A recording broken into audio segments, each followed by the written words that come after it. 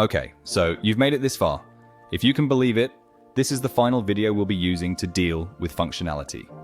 As such, we'll be focused on adding the finishing touches to your video. While I covered how to add media into your scenes in the last video, I didn't touch on how to animate them. This can be really important if, say, you want time text to come in alongside a script. Animation in Colossyan is tied to the script if you're using text-to-speech. To start animating, add animation markers into the script by selecting Script, then Narration, and finally the animation marker. This is the point at the script where your animation will start or end. Now select an image, video, icon, or piece of text in your scene. Now select Animate. Before you can link it to a marker, you need to select the type of animation you want to use. For now, you can choose between Fade, Slide, and Grow, although we are looking to add additional animation types in the future, so stay tuned for that update. I'll go with Fade for now. Now I can choose if I want the animation to work as an entrance or exit animation, and I'll go with entrance for this example. Finally, I can decide which animation marker this is associated with.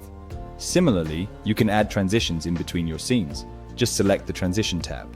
You can see that you have 8 options here: Fade, Close, Crop, Blur, Open, Slide, Wipe, and Smooth Wipe. Once you select one, you can play around with its duration and the direction it comes from.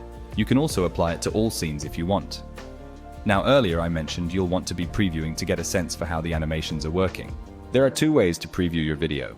You can either select the play button in the scene selector, which will only preview the scene you're on, or you can select the preview button in the top bar to see the whole video. You may notice that you don't see the lip sync here either. There is one last piece of functionality that I want to touch on: localization. As someone who's designed a lot of learning content that needed to be translated, this is a game changer. Just select the language variant button on the top right of the top bar, then select Add New Language Variant. Select the drop-down, choose a language, then finally create variant. And in just 5 clicks, you can instantly translate the text to speech voiceover and any on-screen text into that language. Pretty mind-boggling, right?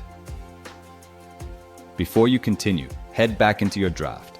But now, I want you to add some animations to fade your media in time with your audio. Remember to use the preview functionality to see how things are working, and take the time you need to really get this right.